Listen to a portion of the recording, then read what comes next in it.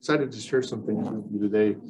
So I don't know if you guys noticed this. All the way down or halfway? I'm going to leave it halfway for just a minute because I'm going to write on the board. This is the problem when you have a screen that covers the board. It's hard to do both, but I'm going to do both here just for a minute. With coming back from the pandemic, really even before then, but I don't know if you've noticed this, but looking out at your students in the classroom, there's a number of them that are not connected. They're having a hard time. They're isolated. And one of the things that's clued me into this is that when I give my students a chance to talk with each other, the room just goes crazy. I have a really hard time shutting that down. They're just like, they want to be able to talk to somebody. They want to be able to connect. It probably has slowed down a little bit now that things are fairly back to normal, but I don't know. I'm not convinced of that yet. And so I've just been thinking about how I can connect with my students, and that kind of led me to some thoughts that I'm going to share with you today. And yeah, so but what I want to start with is kind of getting to know who we have here in our room today. And I'm focusing on connecting with students actually outside of the classroom. And so,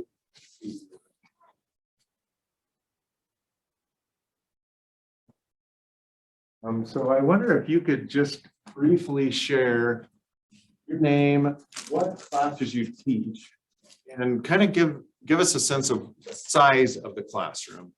Like, is it a small class, less than 20, is it a medium class, is it a large class, like 200 or something like that? Are you doing research with students? Do you work with an association or club? Are there other settings where you work with students outside of the classroom?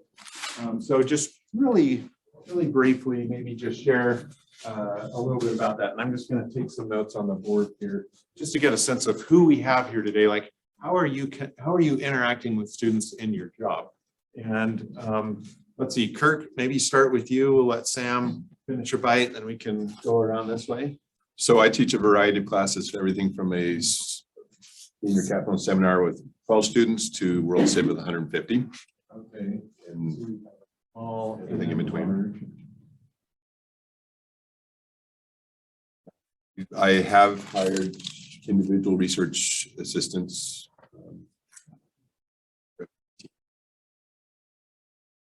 Okay, so individuals. Okay. Great. I'm the mentor for the Liberty North Korea Club. Okay. All the boxes. The settings would just be departmental function. That's great. Thank you. Oh, let's see. Should we come back to Sam? We'll just kind of along those lines, small and medium classes.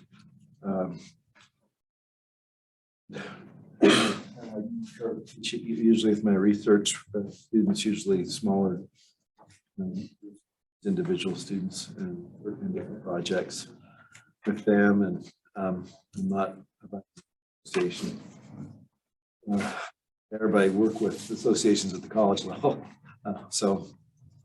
Students or more the administrative Well, stuff? administrative, improving things, so I connect with the students through that part of it. Awesome. Thank you, Brian. So Brian Cannon, teach primarily small and medium classes. And I do have student research assistants who I work with, individual assistants. Currently, I'm not affiliated with any student club. Everybody in the department is assigned a certain number of undergraduate students, and we email them each semester to ask them to come in. Very few of them do come in. It seems to be fewer since the pandemic. Talk about that a little bit later today. So is it like advising, like you advise a certain number of students? Okay, I'm going to add that up here. I think every department does that. No, you're. I'm Stuart Anderson. I'm also in history. I teach small, medium, and large classes, all three. Okay. I don't very often hire research assistants. They'd have to have a pretty high degree, high knowledge of German to really help me with my research. So I don't get that opportunity very often. And yeah, like Brian said, we have students we advise. Whereas it's just an office hour, students come to me. I don't have any other formal mechanisms. Okay, so let's say that office hours is assumed for each. Yeah, I think so. Each of these classes here. Okay, Kirk? Office of Political Science. I do teach an array of all those classes. I don't have any club I work with. I do have teams with small, large,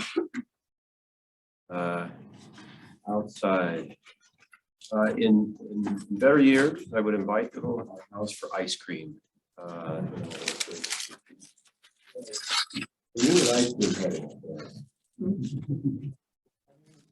Stuff at your house, like on occasion, I like to do that myself, and I think that really is nice. It gives the students a sense of who you are a little bit more than, but at the same time, there's sometimes privacy is nice too. What do you next? Les Beasley, also in political science. I teach all of those size classes. Okay. I have my own RAs, and I also run the research teams associated with that. And Okay. That would be like a club. no, it's a research team. Research team. Okay, so I got you down on research. And then and meetings, I will very occasionally have students in my home. Okay. So I put you up here. Sure. Okay. Over to you. John Hoffman from sociology, and my classes are small meetings.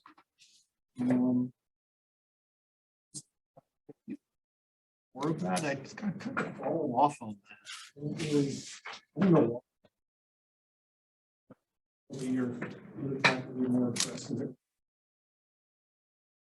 A lot of that, I just haven't been doing it recently though. Student Association Club, not so much advise, I don't know, yeah, advising up there. You know, that's something I did a lot of advising over the last couple of years. I've done a lot of that. Yeah, because I've been.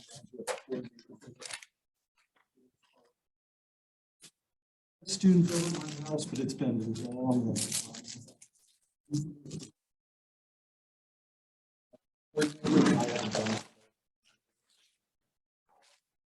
Sounds good. Let's see. Should we skip back up to you, or maybe we'll go with Lita.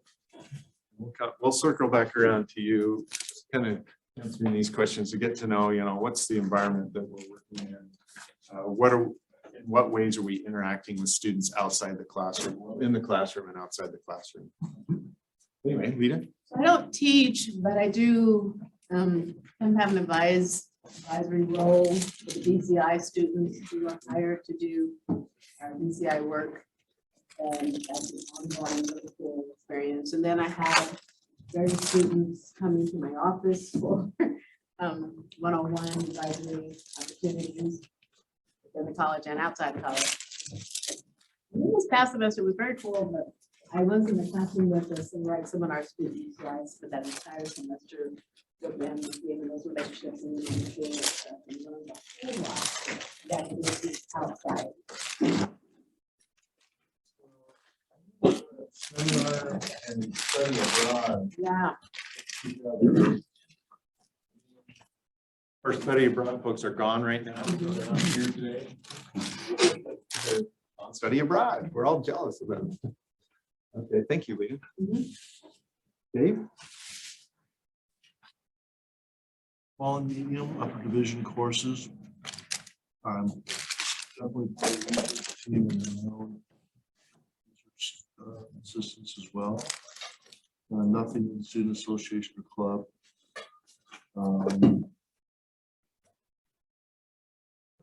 That's over to the home.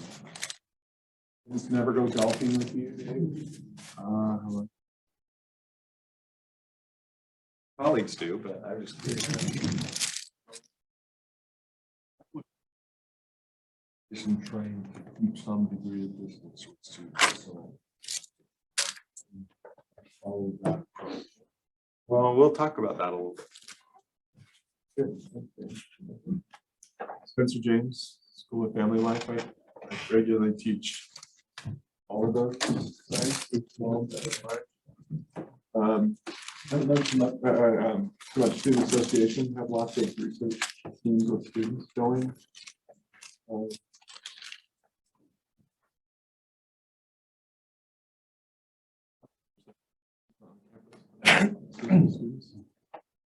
Sounds great. Thanks, Casey. Casey Farnsworth, History Department, the whole range of classes. Have a research assistant.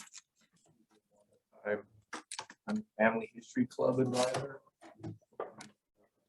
And my main setting is dealing with students outside of their family.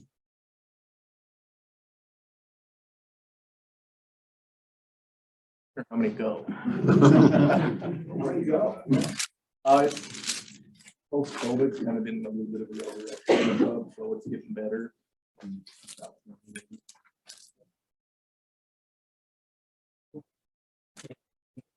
Three, small, medium, and large. I use research assistants. I'm part of the Tribe of Many Feathers Student Club and also the Native American Alumni Club. And also teach a seminar called Driven to Teach, which a lot of BYU alumni that stay in Utah end up taking. And then this last year was in the Native American Rights Seminar. I play on student sports teams. My home. We have barbecues. Thanks for the Native American minor. What sports do you play with them? Basketball.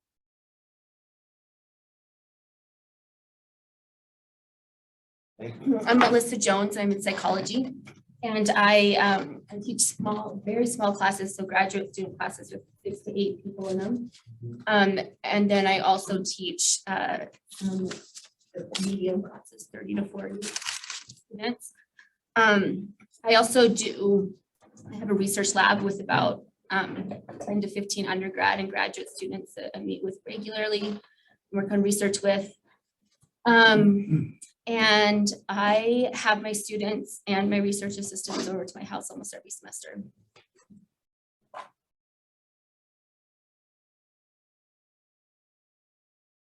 Anderson, adjunct. I teach one medium-sized section of psychology, psychological statistics. I'm stuck with just teaching them online. This group, I have office hours, and unless it's a test review, nobody shows. Okay. Promise I don't bite. Thank you. So I'm Elisa Kessler-Lund, also in history. Teach small and then the small side of medium. I don't teach more than 30 students in any of my classes. If I have research assistants, I just have one at a time. I'm the director of teaching programs, and so I advise bonkers amount of my time. Like, yeah, I live in Salt Lake, so nobody's coming to my house. It's just. Thank you. I'm Lisa Leake and I'm in sociology. I teach, I work with students that are doing internships, so that would be my small class, but I also do medium and large students, large classes. I haven't done research with my students, but I've had 4 or 5 or 6 PAs at a time and try to meet with them on a regular basis. I have not been involved with student organizations yet. And in terms of inviting them to my home, I think I would probably feel more comfortable inviting them to join us on a sailboat that we have. So Nice. I haven't had any takers yet, but I have made offers and I think they're just thinking of it. The offer stands. What are open dates for that? Right. Students or faculty members, well, we gotta get it in the water. We have a slip at the Linden Marina, so we've already paid for that, so we just gotta get in the water here and do that, so yeah. Text me afterwards or reach out to me afterwards. But it's great, it's a great thing. There's probably a bunch more people who have TAs, right? Everybody have TAs, right? So we forgot about that one, right?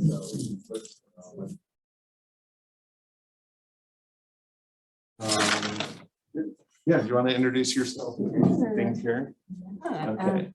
So Deb Hema, and I teach actually I defended my master's thesis in this room with Dave. Anyway, I teach SFL 359, Child Life and Healthcare Setting, and also 357, Foundations of Therapeutic Play. And we just added a new class. It's still 395R because we need to go through the, getting it all set up. But it's pediatric bereavement, end of life. So let's see. And would you say those are small or medium classes? Probably not large. Yeah, small, usually small, sometimes medium, the 359, because I get a lot of students that are in healthcare professions or wanting to go into like the pre-med, pre-nursing, or anyone that wants to in a professional setting. Let's see, I've had 2 TAs and but now I'm looking for one for the fall. And research team with students, no, student association, not really, but I interact with students outside of class, on the move, intervention, Friday's kids. A lot of students want to be child life specialists. And I'm not at the hospital right now. I can write them letters of recommendation and things like that. So advising that type of thing. Yeah. But I'm interested in the boat thing you're talking about. That sounds really fun. Good. This is, hearing all the different ways that you all interact with your students in the classroom, outside of the classroom. This is very interesting to hear what you guys do. Talk a little bit about why I started thinking about this. It's come from the all university conference meetings where I've heard President Worthen talk about inspiring learning students, getting together with faculty members outside of that. But I think this fits with the BYU mission statement. With our students in the quest for perfection and eternal life. A lot of times outside the classroom, our interactions with our students can be spiritually strengthening, intellectually enlarging, oftentimes character building, lifelong learning and service. I found something online called the BYU Strategic Objectives. And I was thinking that interacting with our students outside the classroom oftentimes can advance faith-based teaching and learning, advance student-centered research and scholarship, promote a sense of belonging among our students. Like I was talking about earlier, a lot of them are isolated or at least they're not connected. We can pursue inspiring learning. Okay, so where this really started to come up to me, I worked with the National Advisory Council this past year. And so these are alumni members, oftentimes that are donors. And they came and we talked for a day and we're just talking about helping our students. And one of the things that they talked about was, what if faculty members connected with each of their students? Like every single one of your students. And that I was curious about that. I thought, well, how could we actually do that? And I guess what came to my mind is, well, nobody comes to my office hours. Like, I mean, okay, occasionally they come, but very rarely. So what do? I do other stuff during that time. And this is a cartoon that I found. It says, come back later, but the sign says open. And the professor says, the door is open, but I am busy. I don't know, this. We don't have to stop and needs to come. So okay, how could I use my office hours differently? These are my typical things that I do. I have undergraduate TAs, I have RAs, graduate students. We do research.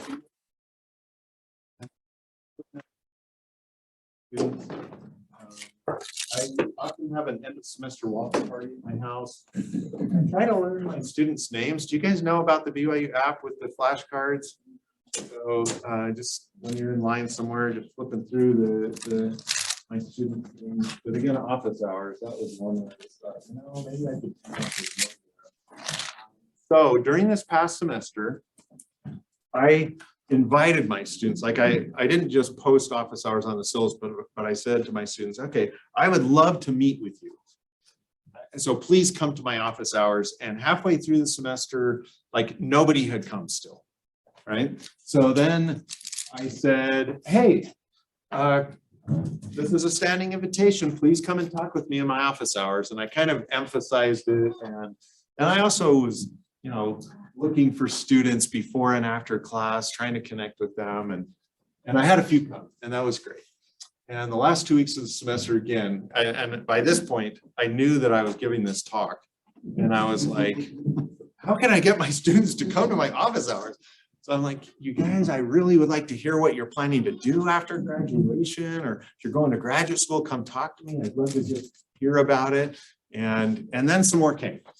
And again, I was trying to connect with students before and after class. I said, just come and talk to me right after class, or I'll be here a little bit early. And, you know, in a class of 50, I probably got, you know, 15 is probably on the high end, but I probably got 10 to 12 students that actually came and talked to me. One of them was a freshman. I didn't even know I had freshmen. This is a 300 level course. And she came in and I said, so what do you want to talk about? She's like, oh, I don't know. You just invited me to your office hours. Oh, okay. What are you doing? You know, and do you want to do research? I would love to get a freshman working on my research team. She's gone on a mission, so she won't throw my name until she gets back. Maybe we'll see. We'll see what happens. But that was great. But I do have, this is not common, but I do have 4 students from that class now that are my research assistants this summer based on our discussions when they came to my office. Hey, okay, I'm connecting with some students there. And one of these students was not going to be a master's student of mine in the fall, but because of the conversations that we had, now she is going to be. I mean, yeah, I won't tell you the whole story there, but I was happy about that.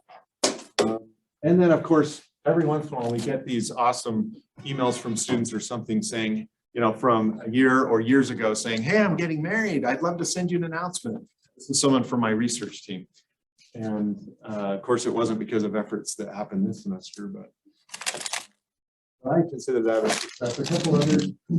So I went to graduation and you run into the students and their families, and I love it. Family, how awesome my students are. And sometimes they want to take a picture with you. I have a student from Hawaii that graduated, and you know, she brought me this beautiful lei that, you know, I felt a little uncomfortable wearing because it kind of draws attention, but it was super nice. You know, I love it. It's hanging in my office. Maybe I'll frame it. I don't know. Oh, this is maybe how we measure success with connections that we have.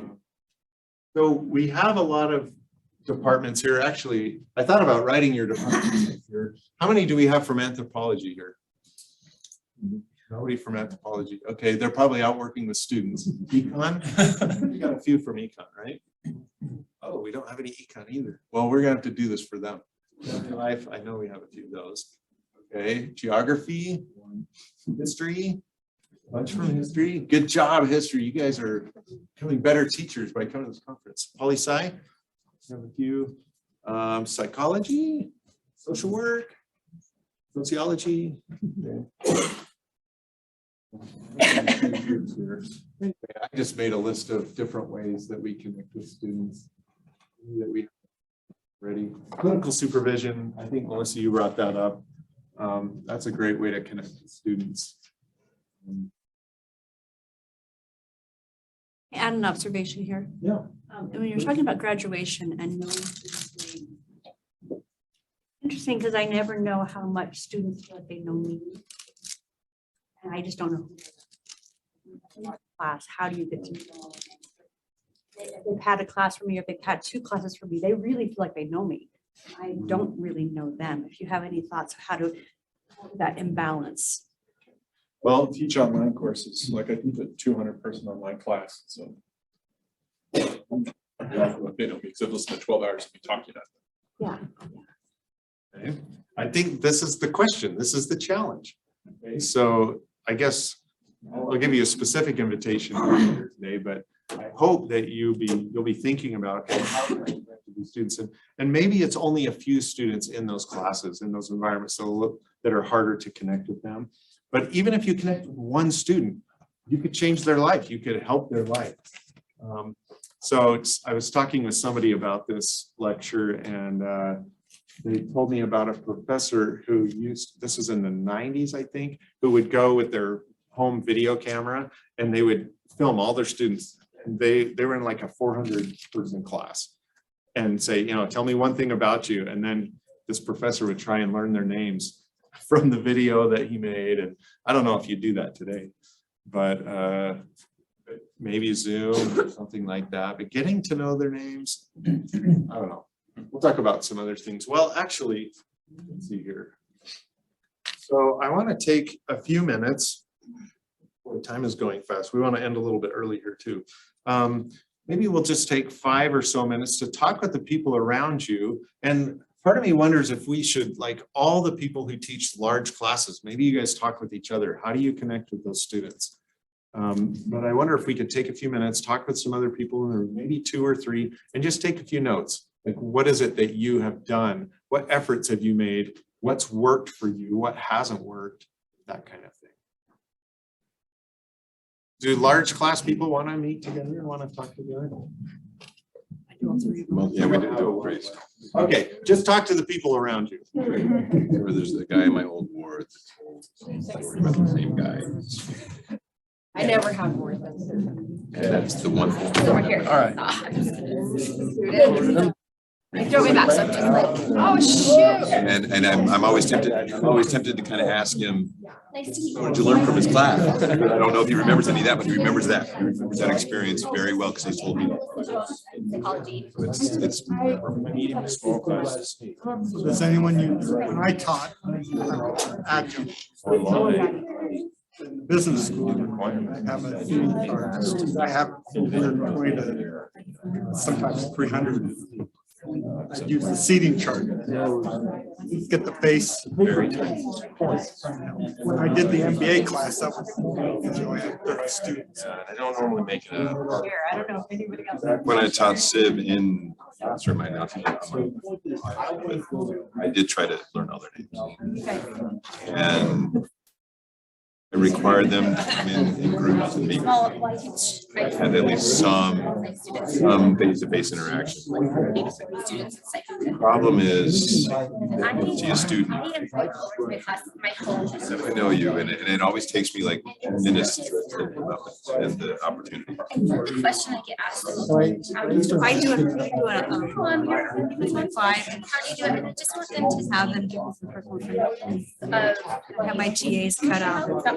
Messy, but I can So is that for asking for so in class, I don't sort of model for them that like. have it in front of me, and I sometimes I'll order by where the city. To the front row seats. Right.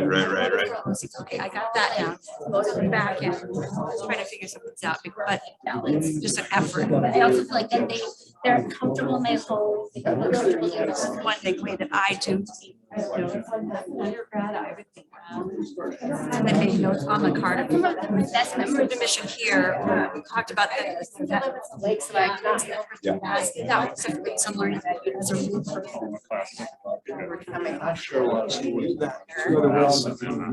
So one thing that's I do, so I work with teenagers, and so it's definitely like a different population of students. So one thing I do is I always am in class early. I get there. I did that during Zoom. Like if there's not a class before, I get there as early as I can. And then I always like stay and linger until the last student left. I never. And so part of that is fostering like those like interactions before and after a class, like how are you? How is your week? I've also gone through my roster and said, okay, how many Hannahs do I like? Tallied up. It does one Hannah. Class of the other thing I feel like that I these things, but I avoid. I'm not a step like I'm a little bit quirky. I just like show up in my teaching and be human. So I think when I'm teaching, I'm like just kind of interacting with them. So I wanted you to show me how you could add notes on this. And I think it helps them like just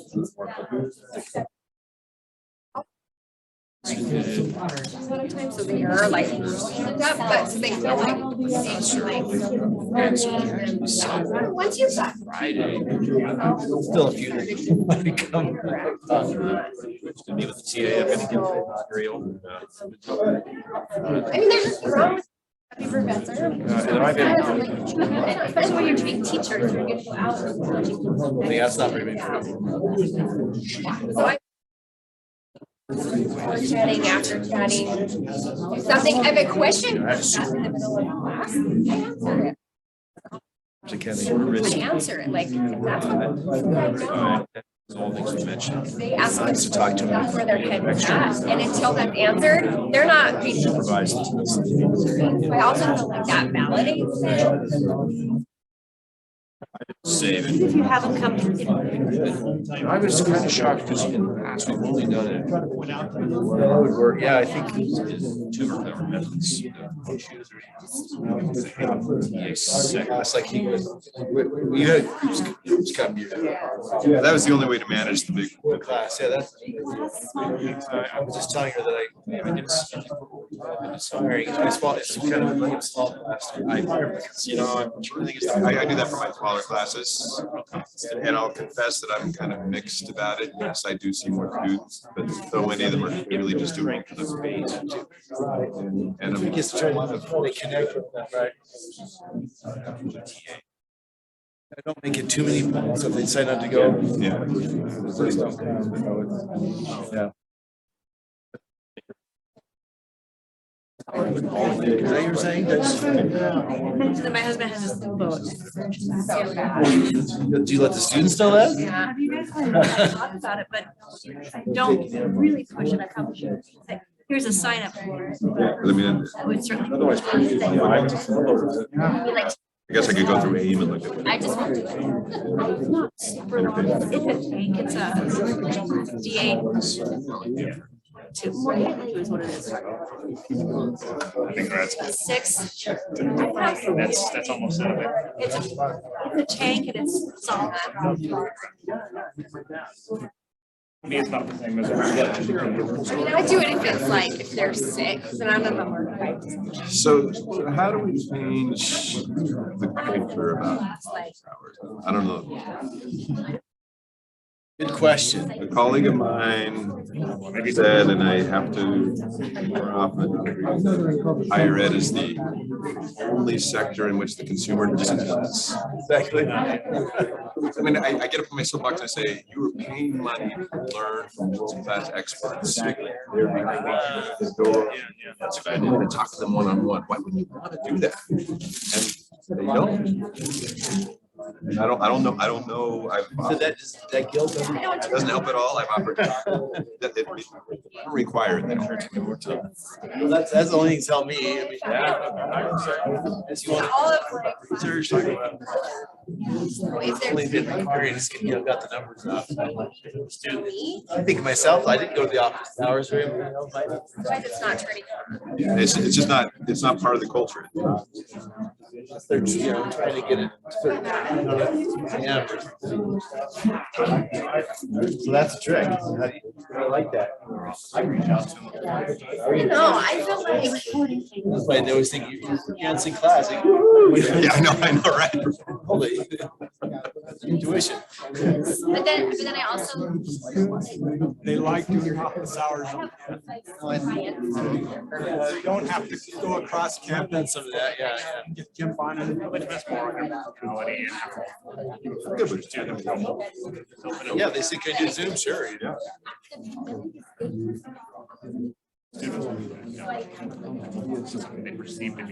Jay has people to his house. That's great.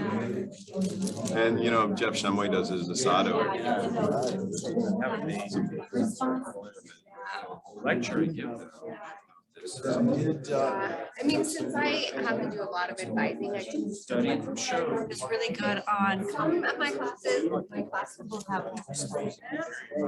Social media guy. Like it would.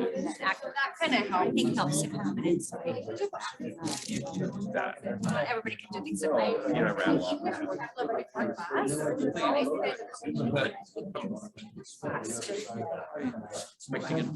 Good. On a more somber note, I had a kind of a negative. I think that is. I was really surprised, much engaged. All of a sudden, we started to draw, and I just reached out to them and said, hey, here's what's happening. Towards the end of the semester, anti-people exactly left.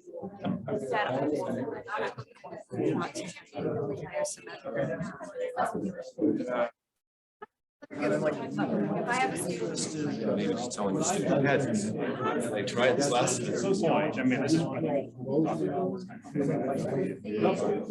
So you reached out to them.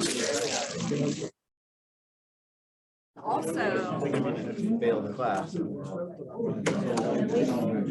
Right, yeah, you tried.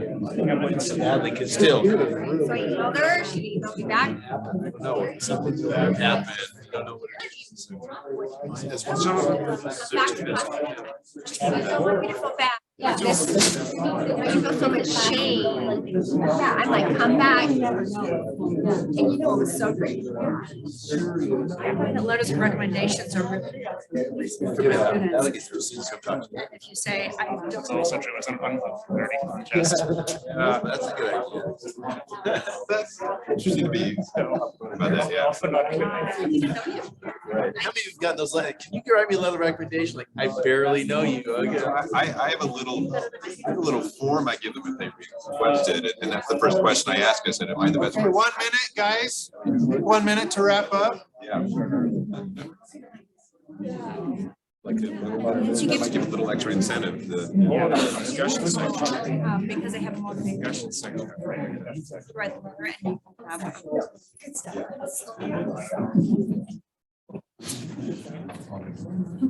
Yeah, nobody took notes. Okay, so let's just hear a few ideas from each of the groups, things that you talked about. Start. Okay, awesome. So we talked about connecting with students in like casual ways before and after class. And in kind of just being like responsive to them in class. And we talked about sometimes it's really hard if you're teaching on-demand class to ever really get to know your students. But even in that circumstance, I'm sorry, I can't remember your name. Mike. One thing Mike said is like, if he does some kind of student inventory, like, tell me a little bit about yourself, just like responding to every single one, even if that's the one time in an on-demand class, you kind of have that connection, but just like, if you do an inventory and they turn it in, then respond to it so that they know you've seen it and kind of connected to it and just, so those are. Noticing if someone just Oh, drops and if somebody off, just drops like- off the face of the planet, reaching out to them and making sure they know it's okay to return. Because they can have a lot of shame around that.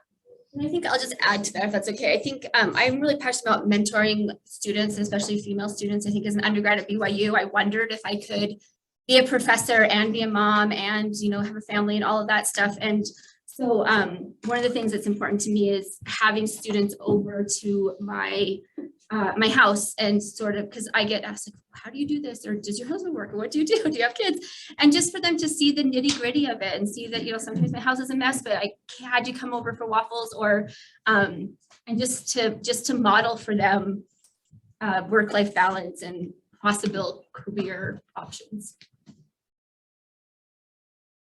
Splash mentor. That's awesome.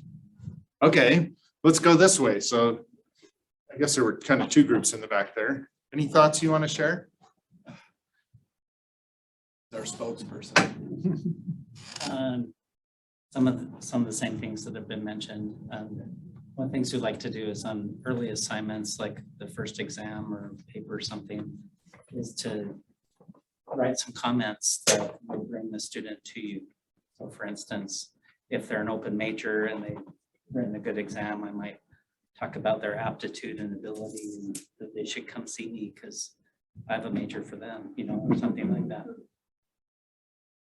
Surprising how many will come with that personal invitation saying, no one's ever invited me to the office for a good reason, because usually it's like going to the principal or, you know, you have to go to the professor after you've missed a bunch of things or something, but to have positive interactions and it's good. That's great. Thank you. Awesome.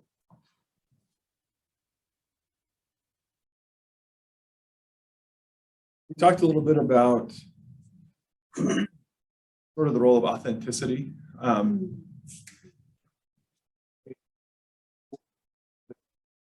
So gimmicky, there's a lot of gimmicky stuff out there. I feel like it feels fake and it always seems to fall flat. So a lot of it is just about figuring out what works for you to get to know the students in ways that are important to you. We had a colleague here a few years ago who was crazy energetic and dynamic, and he would, I walked into his office one time, he was almost literally bouncing off the walls, excited to teach at the beginning of the semester. So foreign, right? I like teaching, but it's not, like if we go BYU Idaho model, I'm out of here. And so he had all these ideas that felt gimmicky to me and they worked for him, but they didn't work for me. And so I think that role of authenticity is important. Figure out how, what works for you, whether it's inviting students to your house or maybe doing a OU paper or some sort of ad game that I've seen people do. Can I ask a question? What is the BYU Idaho model? Five classes per semester throughout the whole year, no breaks. Oh, okay. Teaching, no research. Oh, okay. I'm kidding. Monitoring race. Sounds great. How about back here? So we talked about taking some time, like during class, just setting aside some time relatively early in the semester to let them get to know you, you know, so that you are approachable, let them ask you questions, things like that, because generally that leads to students being more willing to come to office hours, willing to talk to you about sort of life in general if they want to, things like that. Nice. And then there was also some discussion about trying to do, and obviously the group you're working with matters for this, but trying to do things like celebrations or birthdays, or, you know, recognizing things with the students. One thing that we sort of got hung up on is that we all are able to have really good connection with students, but it's a small group of students. And so the two things we kind of talked about was, how do you scale this? Because honestly, like doing this with more than 10 students during a semester is right, you get there with your research assistants or with certain groups of students that you really work with, but but what do you do with the rest of it? And the other thing that we talked about is that group is frequently self-selected. And how do you make sure that students who aren't necessarily selecting into that, but would benefit from it, know that it's available, right? How do you invite students who are first generation students or minority students or international students? How do you make sure that you communicate to them that that opportunity for connection is there and that it's largely a self-selected group that gets it? You bring We up, didn't have an answer, but we talked about it. well, you bring up a good point, because if we don't do anything extra, the status quo will continue. So we really do need to reach out to our students that have a greater need. At least I think we do, and I think it will make a difference. So do we have one more group or two more groups? 3 of us, 2 more. Okay. We talked about something a little different, which is to relinquish some of the sense that as faculty, we have to do this, and to let TAs, in our case, undergraduate TAs, do this. So there's a class I teach, or been experimenting the past 2 years now with doing, it's a lecture class, large lecture class, but we thought, why not try a TA discussion section in this class on Fridays? So on the one hand, it takes a lot of time because I have to carefully supervise the TAs and work with the day's curriculum with them, and go and see them and observe them and give them feedback. So it's a lot of extra work. It's a couple hours extra work for me every week, but the payoff has been high in terms of TAs learning how to teach, but also creating a lot of camaraderie within small discussion sections. That was one. This last group, very quickly would want to add? Oh, Sam took notes and he left. And that's fine. You don't need to. We're actually out of time. Is that okay? Unless there's something. We noted that if you require students to come to office hours, more of them do. Okay. That can be gimmicky depending on how it. You tie it to letters of recommendation, it makes it easier. Require them to meet with you.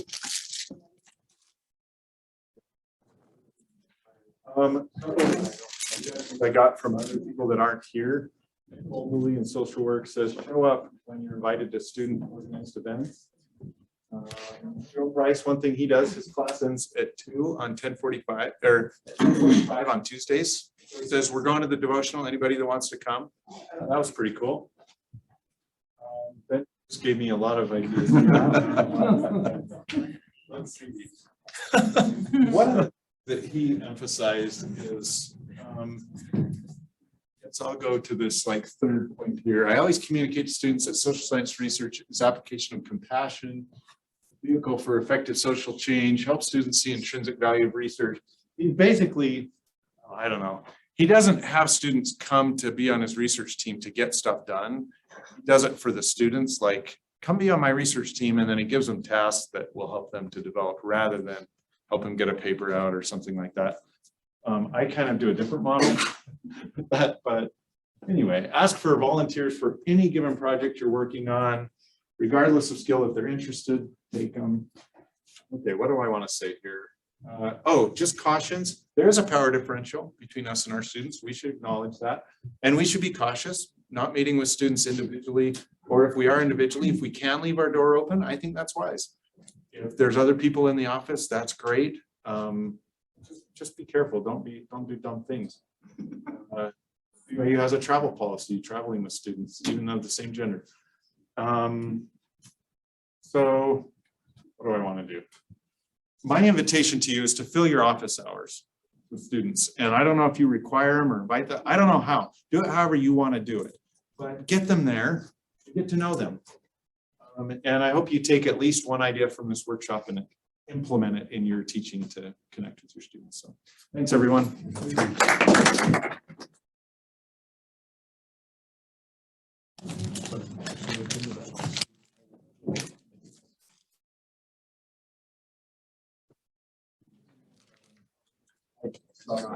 I teach right now during spring term, and one of my students is bringing some back art because it's so available. I do that. I have the students bring some every month, so it creates more. downtime. I do that too. I bring like a snack or like candy and just cut out of people. Actually, I liked your idea of using the seating chart. Just for spring.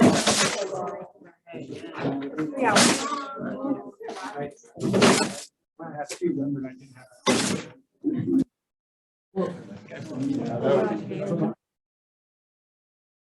Appreciate it, Brian. Go back downstairs. Yeah, we go back down to the. I can, I think so. I think you know my. No, but. Okay, I checked. Horrible. And you're bruised. You know, hide from Sam because he was. Yeah. We're gonna be very first. Setting up.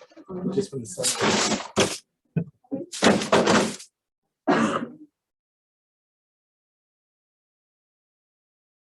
You convinced me.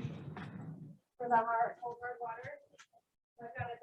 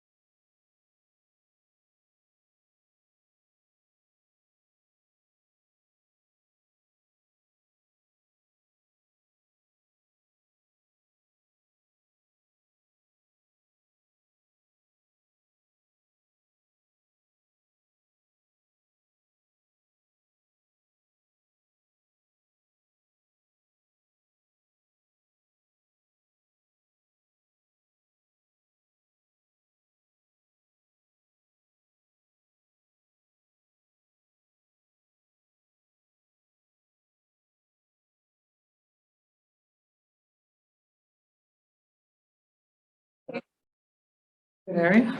Good. You already had a busy day? I'm in the middle of moving. You are? Oh my gosh. Your schedule.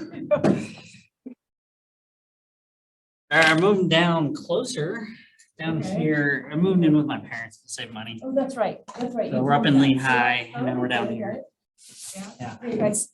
Hi. I figured if we did COVID kids, it would actually cover everything.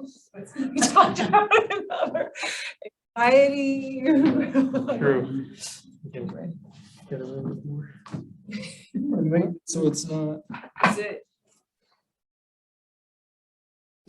Do you, I don't know if you guys, this building is so amazing, like walking around like the terrace and stuff. It's It's wonderful. just a nice one. This building. Light.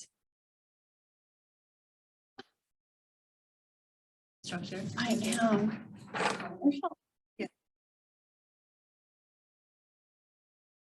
It's cool. Best as I can. Always just say it's another day. Or that.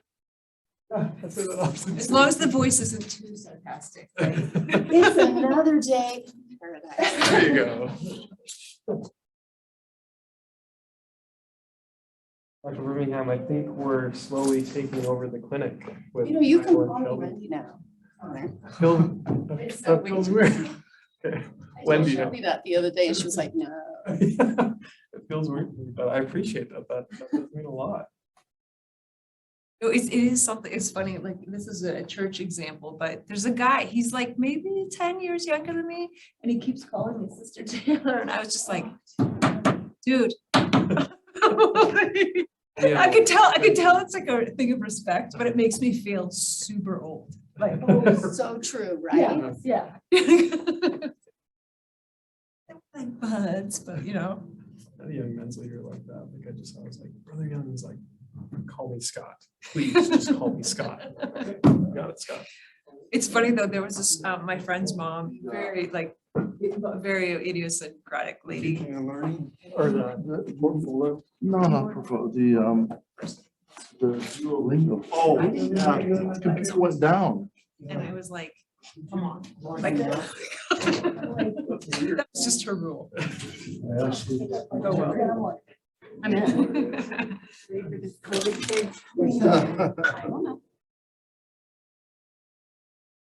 Kids were struggling All we gotta this do. semester.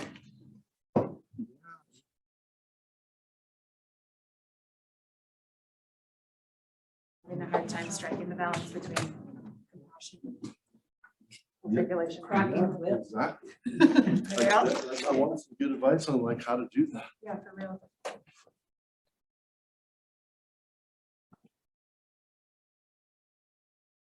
It's new down.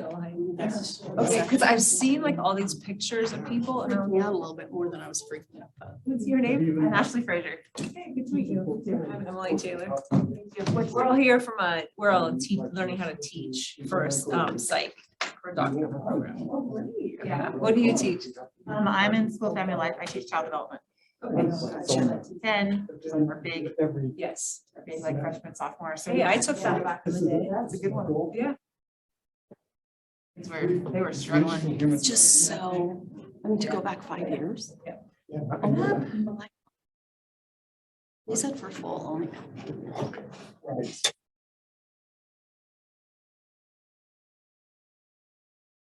Coming in now, it's gonna be a little easier because Because they can start. But yeah, if you have to go back 3 years, Yeah. especially just COVID. Oh, I know. then I was just trying to we switched survive. everything to Zoom Just trying to and- make sure that, yeah, exactly. I was trying to make sure they stayed. Oh my gosh. But the other thing that I'm curious about is how those that do a semester online. The vice president. Emily, yeah.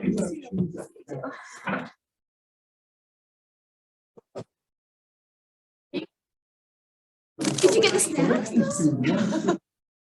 Happy if you didn't get the snacks.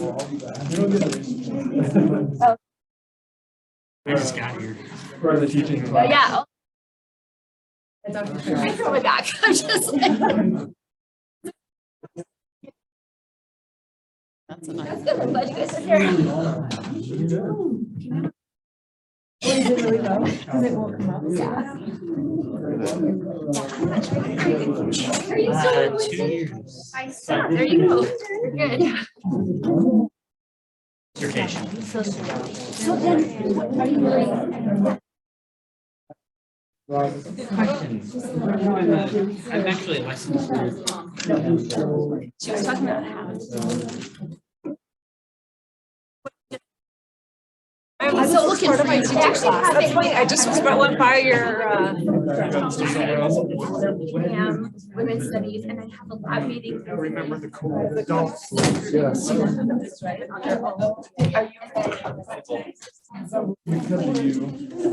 Five of them. It's super helpful.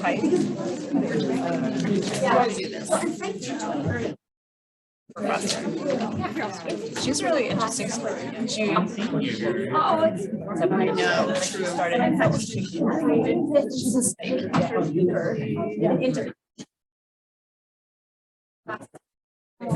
I'm hearing. It's great. She did. Okay. Yeah.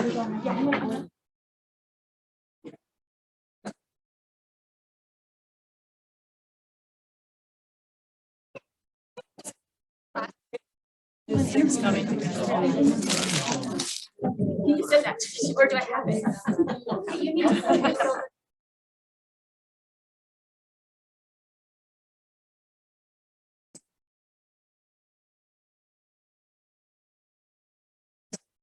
Okay, that being in mind, you're not supposed to be Some support.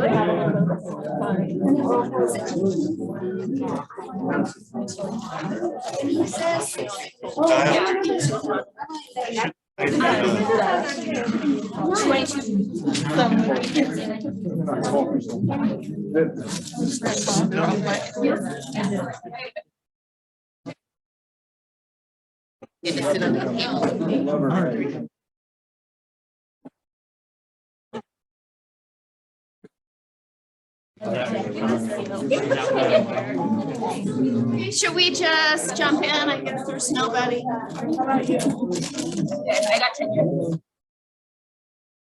Whatever.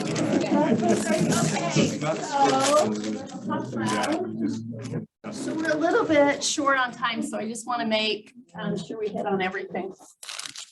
So what I wanted to talk about today in terms of COVID and our students is I just finished up 2 different studies where I sent out surveys. So one before the vaccine was available and surveyed BYU students to see what the levels of psychological, physiological. Here we sent out basically the same survey, kind of, but looking at before and then after. So that's kind of what I want to start with, is just show you, and then I thought we could just kind of have a discussion about the best ways that we can deal with. So there are the 2 studies that I did. The first one had 718 total BYU students, and we mostly did psych, nursing, and then grad public area. Thank you. And so we had mostly females. That's always the way it goes, and mostly grad students. And then when I did the second one, we had 770 students. But I wanted to grab a different university, so I went. I have a colleague down at UTI, and he ran extra credit for me for his students, so I could grab some of those. And they're mandated, right? And we're not mandated. So that's what I wanted to look at, the differences between what's happening when they mandate vaccine or when they don't. And again, you can see that I had pretty much the same sort of kids across both of them. Oh, students. I tell them all their kids to me. And so I had a little bit more variety because I had some engineering students and I had more FHSS students, not just the psych. And the business students. Anyway, that's my demographic. So you can see that they're pretty similar.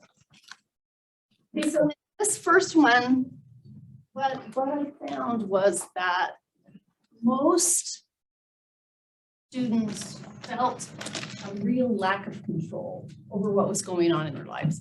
They just felt completely out of control.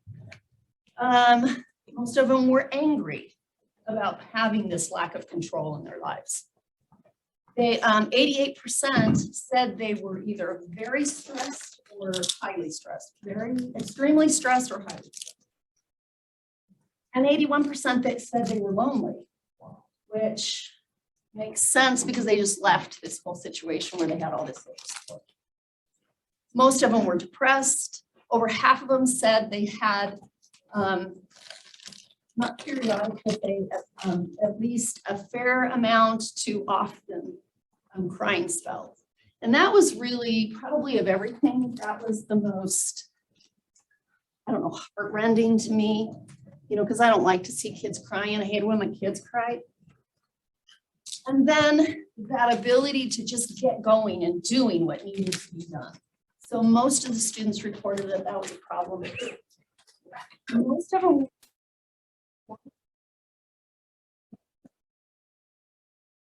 women more than men, especially when we talked about depression and anxiety or stress, women and younger students were much more likely. So we looked at both traditional students and non-traditional students. And the younger students were much more affected. And so it's not just, we didn't ask them just specifically in this COVID era, but during the COVID era, and we had to go online. And what's really interesting is only 30% of all of the students that we interviewed had ever even done an online class. And then we moved them all, and they had to do all of it, which is probably why we saw a lot of that stressed out, depressed, unable to cope. So women were more likely to be depressed, more likely to be unable to cope. I can't cope with this situation. Grads were more likely, so the traditional students versus the non-traditional students, much more likely to be depressed, that they don't have those social connections. So my big research thing is social support, right? And the value of relationships on mental and physical health. So this was really something that I felt was seen, and we did see it in the study. That students were really, and a lot of them had to go home. This is where they were, this is their social network, their wards, their dorms, the people in their classes, and all of a sudden that's all gone. And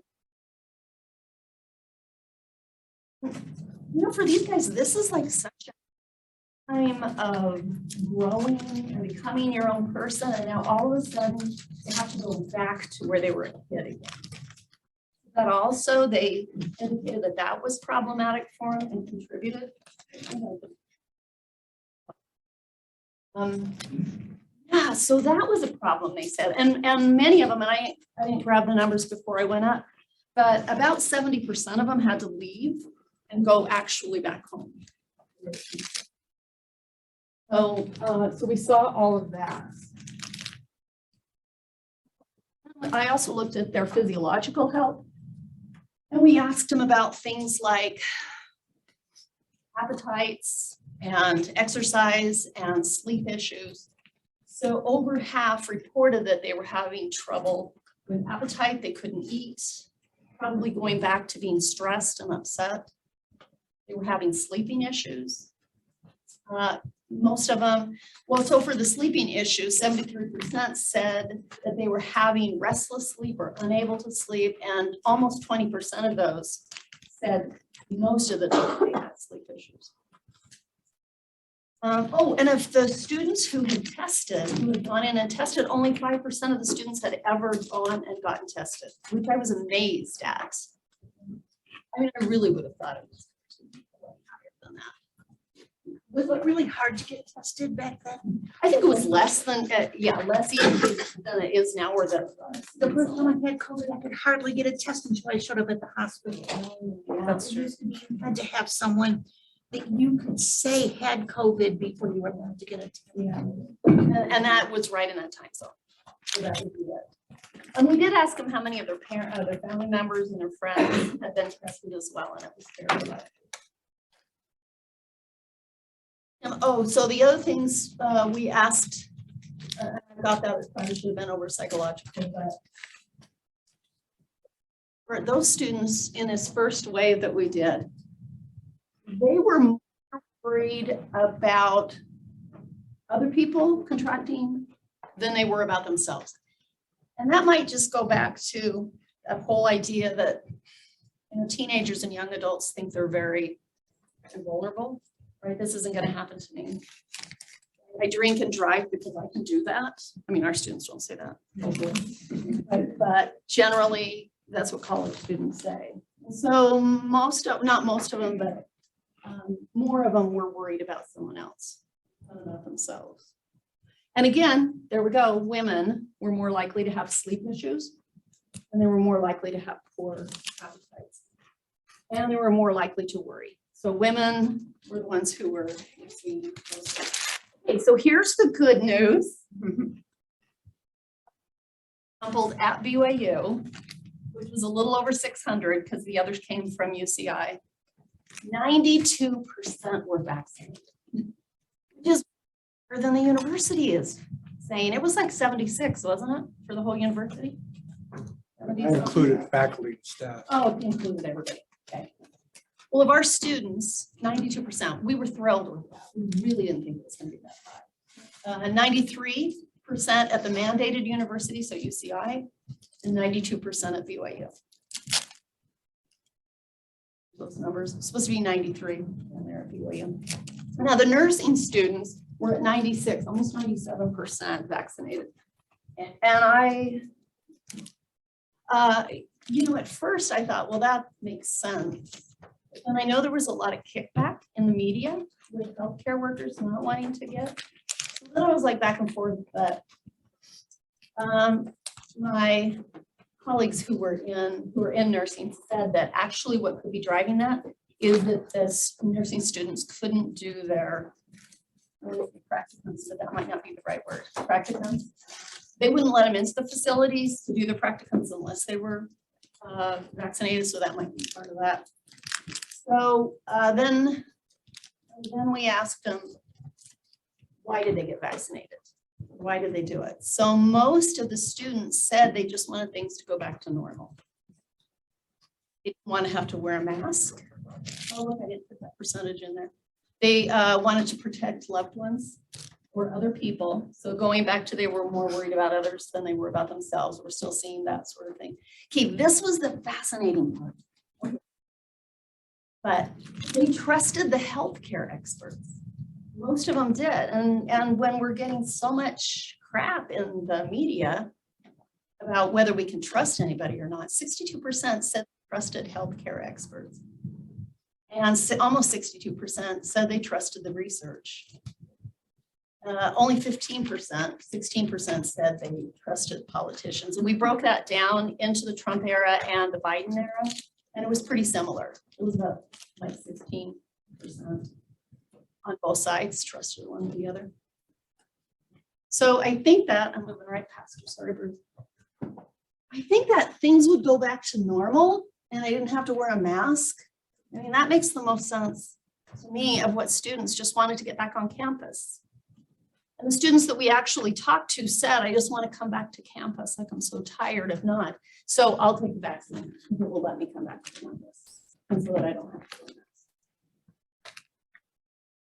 And so then we looked at, what I looked at was the changes from before when they were depressed and anxious to after the vaccine was available. So the question was simply compared to what you felt like then and what you feel like now that a vaccine is available. We did see that depression was lower. And again, we had gender effects for women. The feelings of being overwhelmed with what had to be done or the whole situation or what I have to take care of, that was lower. Their stress and anxiety was lower. Their social health, the way they felt like they had social connections again, that was better. Their emotional health was slightly better. I'm not going to say a lot. And that was also driven by women. But that feeling of being able to cope with what's going on in their lives actually got worse. I don't know why. I mean, other than it's still happening and we still keep seeing in the news that more and more variants. And their physical health was still a bit iffy. There's no difference between the men and women, but we didn't see a lot of difference between I still have restless sleep, I still don't have an appetite, I'm still not feeling physically as well as I did before COVID. Unable to cope, was that just with COVID issues or was that? It was COVID issues. And we asked them specifically, how did you feel before COVID and before the vaccine? About their sense of being able to cope with life, right? Yes, sorry, yeah. We asked him, no, let me think about the way the question was asked. Before the vaccine, how did you feel? And then after the vaccine became available, how well do you think you can cope? Life. Yeah, because we wanted it to also look at school-related issues, but it was with life altogether. That makes sense. I think we all experienced that same thing. You know, we got the vaccine this semester, the last winter semester is probably the most mixed up, craziest semester ever. Majority of faculty have had. Yeah. Wasn't normal. Right, and I don't know that it's getting better. No, I don't think so either. We did see even better with actual uptake. So, because that was two of the questions, you know, how do you feel the vaccine is available and how do you feel, have you actually had the vaccine and how has that affected your different psychological or physiological situations. There was still some, I did ask about actual uptake. The people who wouldn't, we had a really low percentage of people who, so the difference between rejection and hesitancy, right? Hesitancy is I'm just not sure about the research or I'm not sure where straight out rejection is of the vaccine. We didn't have that many who did that. There was a little bit of hesitancy, obviously. You saw how high the numbers were. So here's my question. And I just thought we could have a discussion rather than me just talking to you. How do we deal with these continued levels of poor emotional health? Because those percentages were like 56% or 62, which means we still have 40% of our students indicating they're very stressed or they're very depressed. And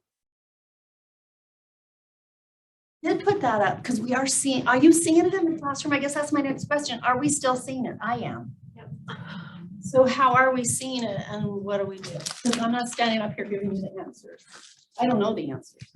I just wanted to give you the data that I have seen in terms of our students and their stress levels. Questions?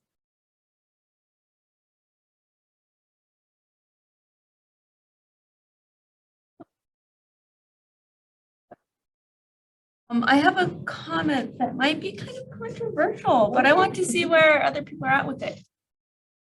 Dramatic increase, as I assume a lot of people do, in use of accommodations, level of accommodations, people having accommodations letters, et cetera, including a case, and I teach neuroanatomy, which has lab neuroanatomy dissection. I had a letter that was like, their accommodation is they never have to come to class. It's like, oh my goodness, the background, a medical background in mental health. I worry that a lot of the accommodations that students are seeking are the very things that made them mentally ill in the first place. Disconnecting from a cohort, disconnecting from a time and place in a social learning community, disconnecting from a physical sense of place and belonging. And I'm really worried that a lot of the things that I have to do are making the problem worse, and not subtly worse, but a lot worse. And I wonder about how people talk to their students in a compassionate, mental way about not using accommodations, if that makes sense.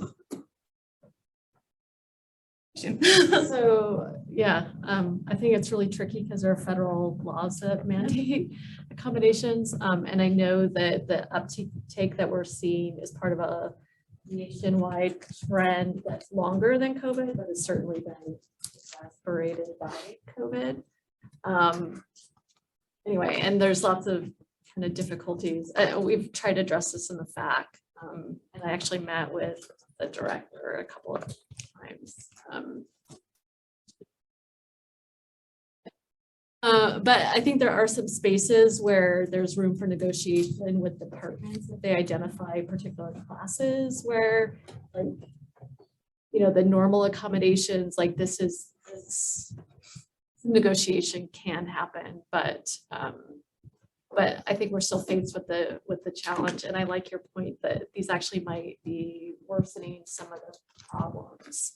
Yeah, and my frustration isn't for like personal ease or for like, oh man, I'm just so grumpy about accommodations. It's actually not. It's a mental health question. Yeah, I think that's a larger question that is not being addressed at the university, and maybe that's something that could be addressed, and especially folks who have expertise, especially in our college, you know, might be. It is not just kind of mental health issues, but you know, some of faculty here are teaching psychology of gender, which is very controversial class. And also there are, you know, it's unfortunate, but there are some faculty who was not really consent to share their link to the Zoom, but they are stolen or violated by other students, and then put the faculty in a very dangerous situations. So that's why we had some students saying that you know, they don't need to come and they have to go through Zoom. We didn't want to prove that, not just for their mental health, but also protecting faculty. And but yeah, so one of the things that I don't remember where this has come up in discussion, but the idea of, I have now really carefully worded like stuff where, you know, students are sharing anything related to a class that, you know, it's an honor code violation. Turns out the honor code can't and won't do anything about it, but I can fail them and I will write that into my syllabus so that there is like some serious consequence. And we do not have to provide Zoom. And if we do, to kind of allow for some accommodations, it could be that we set that up so that students come and view that in the department rather than just we provide that to them whenever kind of on demand. But that, you know, okay, well, I'll record this. You can come watch it in the department office. Here are the hours the department office is open. You know, certainly that's within the realm of acceptable accommodations. So I think that's something that we could kind of promote as a college as an option to deal with some of those things. And to do that, we should take that up to the accommodation level. So when the student comes to them and says, I need accommodations, they say, okay, look through these classes, and if you're not willing to do it. Yeah, one of the things in our conversations with the accessibility office has been that departments could kind of, like, everybody has a curriculum committee, so that department curriculum committee could say, okay, we know they can't just make a blanket, like this is what we'll do in these cases, because you have to take, federal law requires you take into account like individual students, but they can meet as a curriculum committee and say, okay, everybody who teaches history 200 and 290, like this is going to be a challenge, the kind of normal accommodations don't work. Here's what we think is kind of workable within like what the learning objectives are. And so faculty who get students with accommodations in those classes, like we've kind of already worked this out. So you just kind of shoot this email. So there can be conversations between department leadership and accommodations that kind of, it's kind of a pre-approval, but they can't do that. But it can make it a lot easier for individual faculty to then just kind of tap into. Direct the student to the best class for them.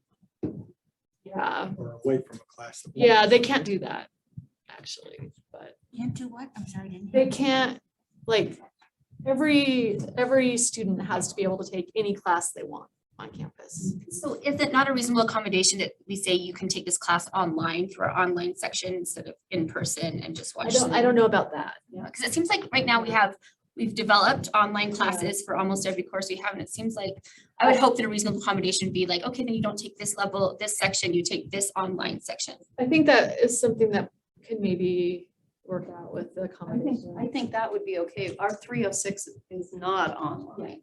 And so when we had a student want to take it, there was no. But you don't have to provide online. You don't have to provide Zoom.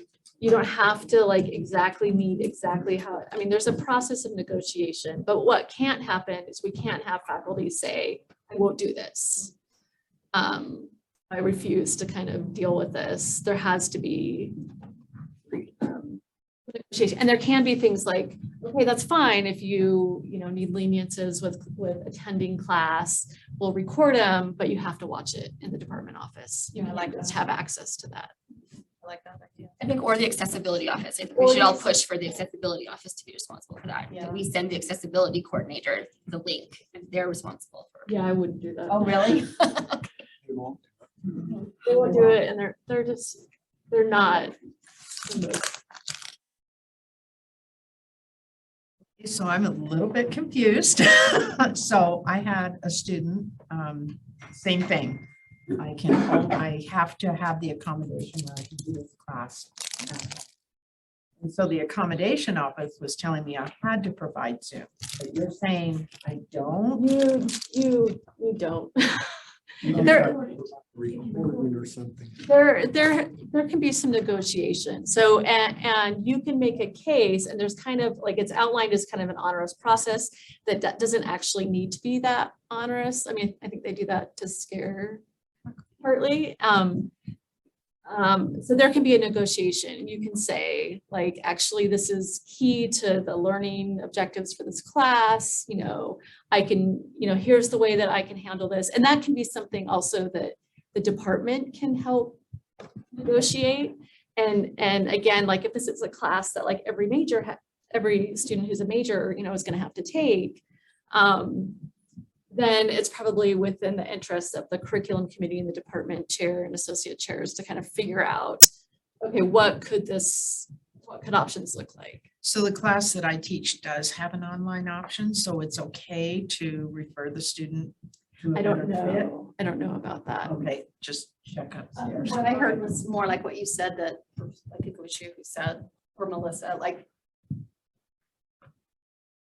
an opportunity to take every single class. Right. Every single session, they have to have equal ability to be taking that class. So Every section, did you say? they have to have the opportunity to take whichever class. Whichever section of the class? Well, whichever class. So if it's an online class, they're not required. I mean, they have to have the ability then to take your in-class class and not be told, no, you can only take the online class. They have to have the ability to do both. Can I ask a different question? I had students who were really struggling to engage back in the classroom, one big intro level class where students couldn't even make eye contact with me.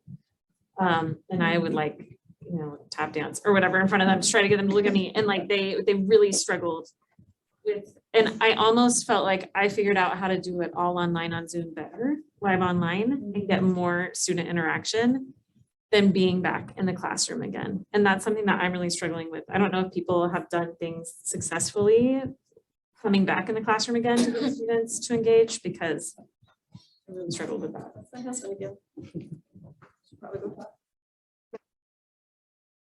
So my problem in that, it's sort of the same. So, and I teach, when I say 306, sorry, I assume everybody knows, gender 306. So psychology, it's psychology of gender.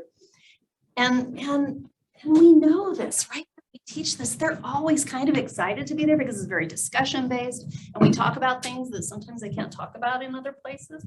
This was the worst semester I ever had. Like there was one time when I had 12 students, and I have 35 students. They don't come to class and then they want Zoom. And that was really a problem for me. And I don't know how to figure that out other than somewhere in the semester. I said, if you don't have a COVID positive test to show me, then you don't get the Zoom link. but, Well, what I'm so I hearing, didn't, but. what I'm hearing from clients about who are students is that it's anxiety. It's like, I have anxiety going to class now. If I can just stay in bed or stay at home and do it. It's after, a year of being isolated, they have social anxiety. And so it's hard for them to go to class. And fortunately or unfortunately, could be diagnosed with that and get accommodations for that. So it makes things complicated. And faculty get accommodations. Yes. Is also heightened by, now the university isn't doing anything to encourage vaccination, even encourage vaccination, and they're not keeping track. So, I have a student who she's high risk.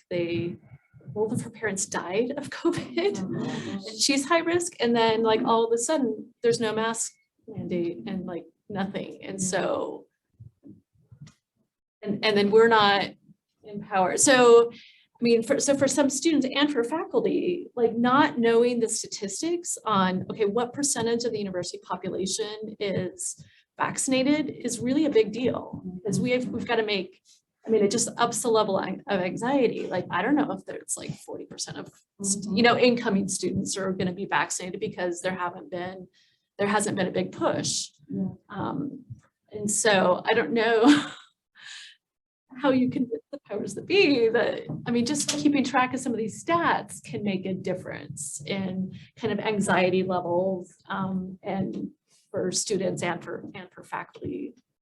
Or publicizing, they are actually tracking them. They're just not putting them on the website anymore. Yeah, but they're not, for the incoming class, like they're going out of their way to say this is completely optional. And, there's no kind of, we're going to have like massive vaccine clinics on campus. Like, I think we should want them to do that, however you feel about. So an interesting part of that too, Rebecca, is that my grandson wanted to come to BYU because he didn't have to vaccinate. Where if he went to UNLV, where he I don't want a full conference, full ride, he didn't want to go to UNLV because, and he did get a full ride because they would make him vaccinate. And that's the only reason. So who's coming to BYU? Right. That are coming here because they're also coming here because they're not vaccinated, or we don't make them be vaccinated. Yeah, Joyce. To say, I was having a discussion about the vaccinations with the advisors before all of this was, pre-decided.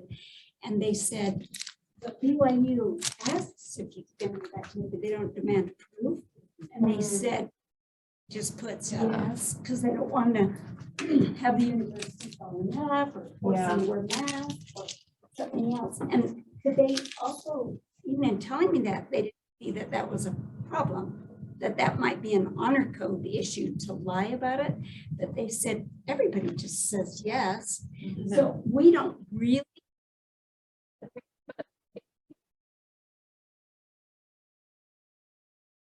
Say that out loud. We were hoping, because we saw the 90%, that it was because it was anonymous, that they were actually telling the truth. Hopefully. I know. In the paper, we did say, it was anonymous, and we hope.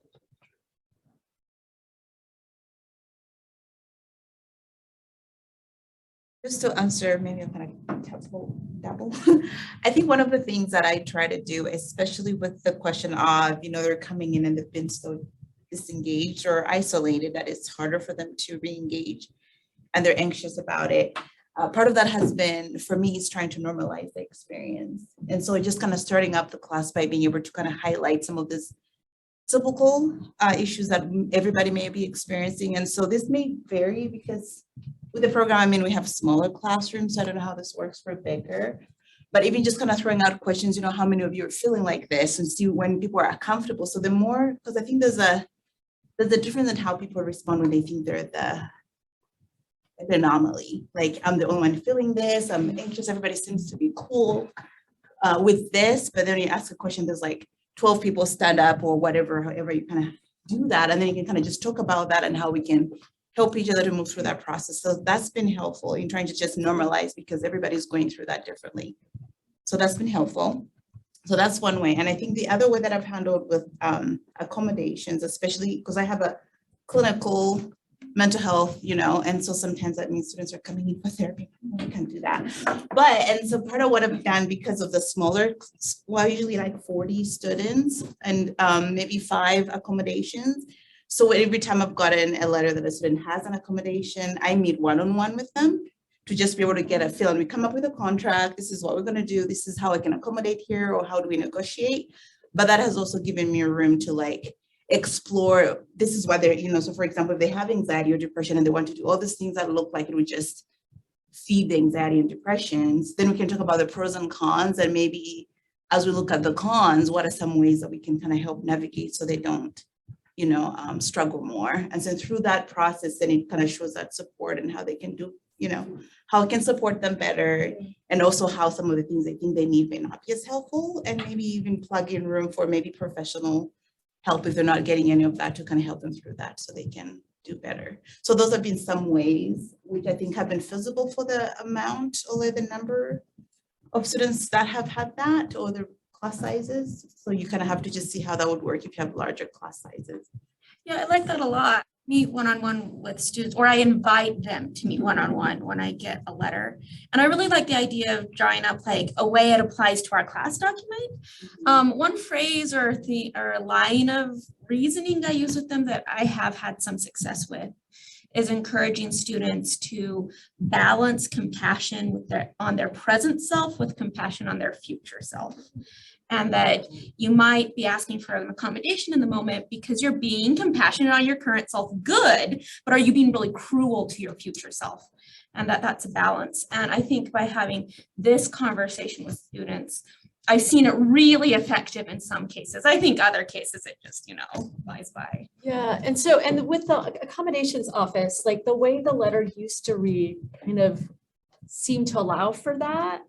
And then the new language that they adopted didn't. We've gotten them to soften it a little bit, so it should be a little bit more like it used to, but that's still the process that they want and allow to happen, is that kind of like, here's what this can look like in my class. But I think that's not effectively communicated in the letter. I think the other piece too, so for the example that I was talking about with the students, that maybe depending on the class, so in our classes, like social work, like we're gonna get very vulnerable, we talk about very vulnerable things. And so they have to learn pretty quickly to just kind of openly share. But in spaces where that may not be comfortable, being able to write, if it's you don't want 100 pieces of paper, but what can have, maybe they can write, maybe with some of their anxieties or how to navigate through that anonymously. They just kind of put in a pile, and then as the professor, you can just pull stuff out without names attached to it and talk about it that way. So that's another way for maybe classrooms where they may not be as comfortable being able to talk about emotions and stuff like that. A couple of things that we do in SFL 210, and we teach in the fall, we teach about 700 students across 3 sections, and in the winter there's about 500. But so we have a big team of TAs. And one thing that we did to help with this is that we assigned each TA 40 to 50 students. That's kind of like their walk a little bit. And so we told the students, they got their TA assignment and they email their TA first before they just really cut down on email for the 3 of us that teach 210. And that helped catch a lot of things. And then we equipped the TAs with a kind of a form letter back that said, here's how you can handle these different things. Always give them the CAPS information, offer to walk with them, and then they filter up things that are more serious to us as professors, and that helped a lot. Something else that we've done, because we had people in the fall, we had a record amount of kids just not take the final. They just didn't take the final. Quit. And so this time we had our head TA send out a weekly reminder of what was due that week. And so even though it was, part of me is are we hand holding way too much? But we did see better numbers in the winter because the TA on every Monday sent out, this is the quiz that's due this week, this is the reading, and your next paper and exam are on these 2 days. And that did seem to help with this totally quitting thing that we really had high rates of in the fall. So those are some things that have helped us a little bit, but I'm certainly trying to navigate this as well.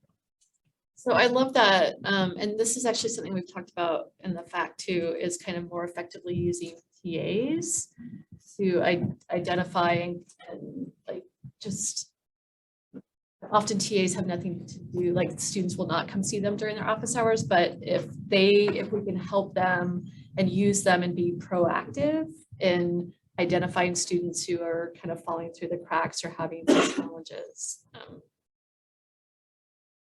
Probably others that we can do like that. Yeah, I will say too, I've moved all my office hours to online and I've had way more participation in online and Zoom office hours than I ever did having an office hour sitting in my office.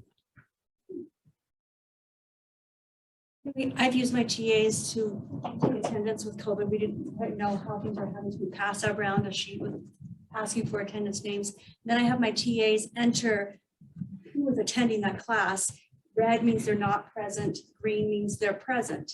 And I can just look at the spreadsheet and like, oh, this person has missed 3 weeks. I can visually see that color and it tells me, okay, I need to reach out to either to them directly or through the TAs or with advisement centers so I can have a sense of where my students are at. Because I think that mental health is really a key part of it. And you need to notice that they're not there. And that's part of this invisibility with COVID. People just became invisible.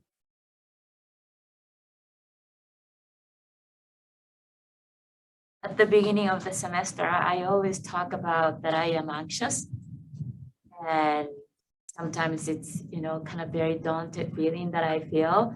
So like, Sharina, you are talking about, normalizing by showing my own vulnerability, saying that I am anxious, and that might be one good thing to connect with students, because students tend to think that we are okay, but we are not okay. So I sometimes mention that I get fight with my husband. Maybe because I am anxious or depressed or whatever, but all of those stuff I kind of tend to talk about. And also I talk about the financial issues. Your study is strictly like a mental health. No, we looked at finances too. Oh, okay. Yeah, I just put it up there. So, But it was a big deal. yeah, it is a big deal. I know that a lot of students may not be able to come back to university because they don't have enough money to buy certain things. So I decided to use the old edition of the textbook so that they can buy. There is a new edition. They can buy it Amazon. It's like $3 or $4. So I always talk about that with students, but I always kind of talk about updated information and then put it in the essay questions and that sort of stuff. But I think students are definitely, suffering, not only being isolated, but some students, especially minority students, or first-gen students, they tend not to have a lot of money and resources. And lost their jobs when they had to go home. Yeah.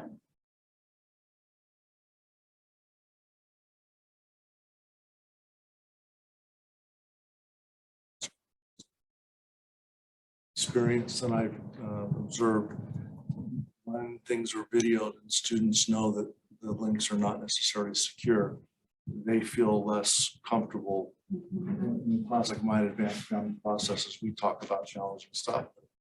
I've noticed that students just don't seem to want to share.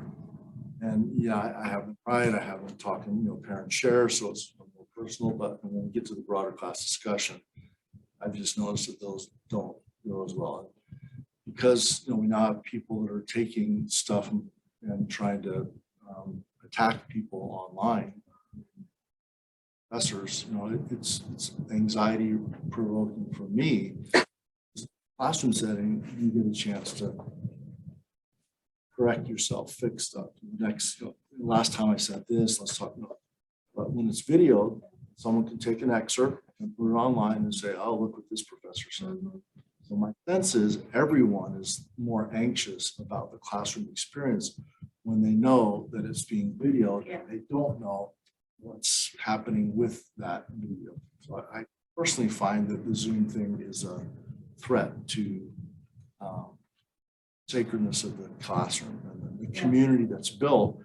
And when you're with a group semester, you come to trust and you can share, you can be vulnerable. But when you know that someone who has an agenda can take in 30 seconds of what was said or not said or how it was said or whatever, observation of my experiences, it raises anxiety for everyone. I agree. I wish that the fact and the accommodations folks.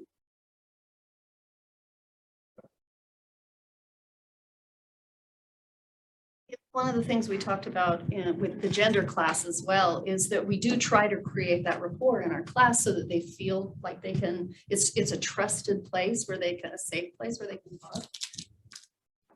Thing if it's out there. But the other part of that too is when I have a class of 30 people, I can scan, right? You can scan and see who's freaking out over what you're talking about. And then you can pull it back or change it kind of a different, you can't do that when it's on Zoom.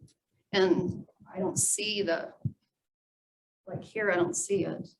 So I can't watch the faces. So that is very stressful for me as well.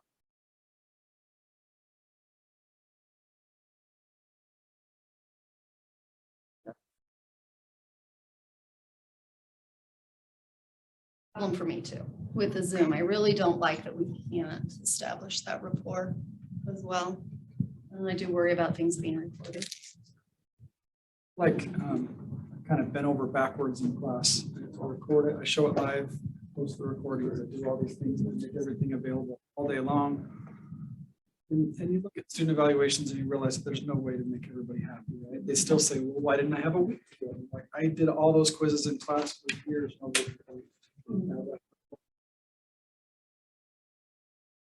Issues and I think when I talk to students, what they're really doing most of the time, if you post the recording, they're not going to watch it live because they could come back and watch it on double speed later tonight. Right? So if I have things available, how much are they really getting out of that anyway? So yeah, maybe there's that risk of them looking for something. But the big comment I've had, and I've talked to Rebecca about this, is students just feel disconnected and they say we didn't do a lot of classroom activities, and a lot of times those are the ones that don't come anyway. Yeah. You weren't there and you're watching it double speed hours later. How would you feel engaged in class? Yeah.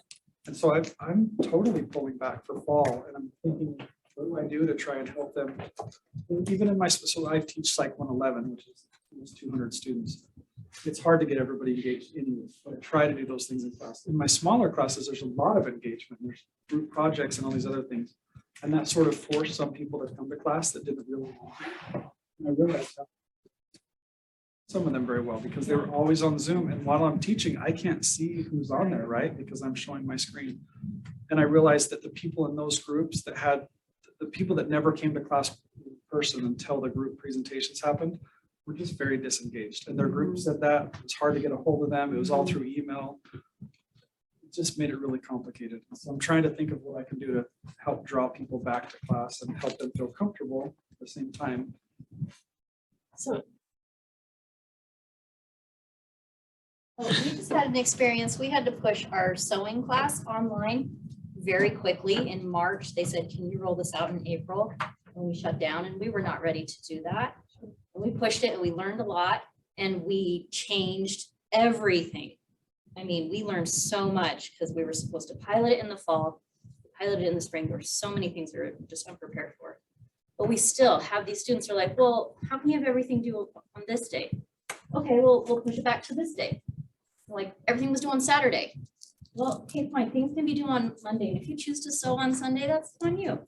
Well, how come things are sewing on Monday? Now I have to sew on Sunday.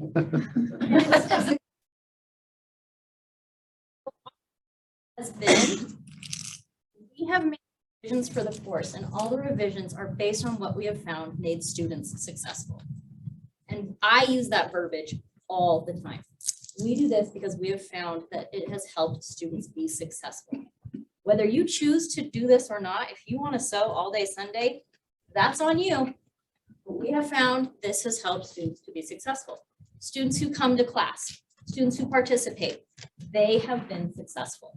The students who choose not to, that is their choice. Ultimately, it is your choice. But the changes that we make, the reasons we do this is because these are the students who are successful.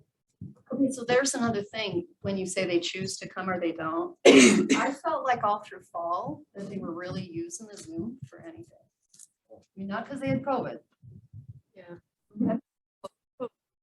Buddy, so I'm not coming to class, can I have the link? I mean, I found that a lot. So I think we're in a tricky position because we need to kind of reset expectations and recreate a culture. And I mean, the kids that we're getting now have had, like, they ended high school in this crazy period too. So, I mean, they've been messed up, right?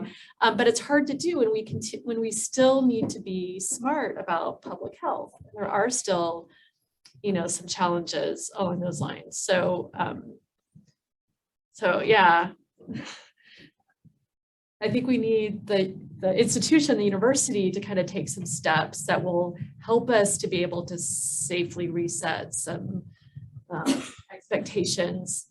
And then, you know, maybe within kind of departments have kind of best practices and kind of what we want most faculty to do so that it isn't just automatically turning on Zoom, but it's like, you know, this last semester I said, you know, I'll turn on Zoom if you contact me with a public health reason for not attending class.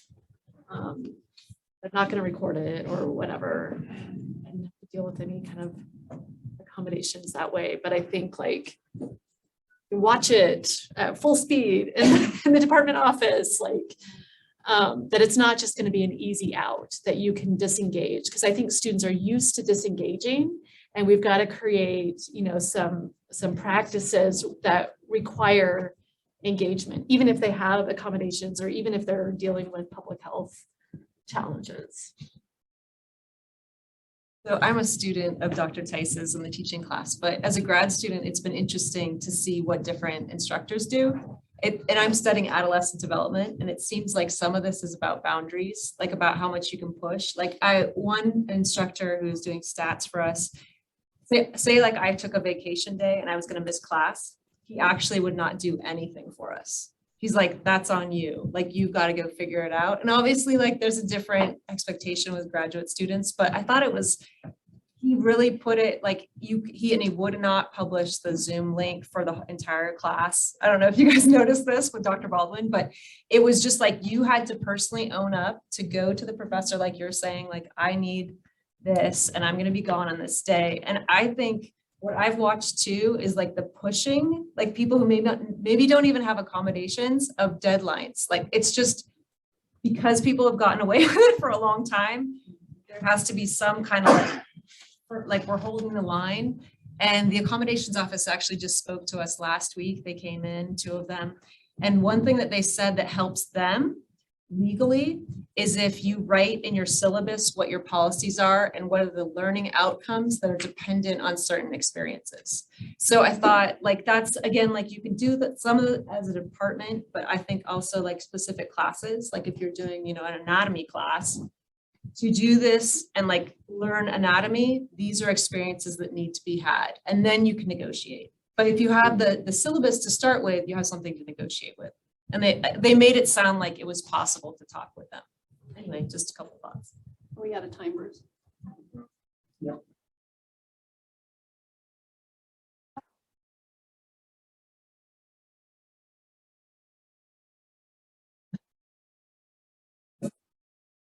Is this?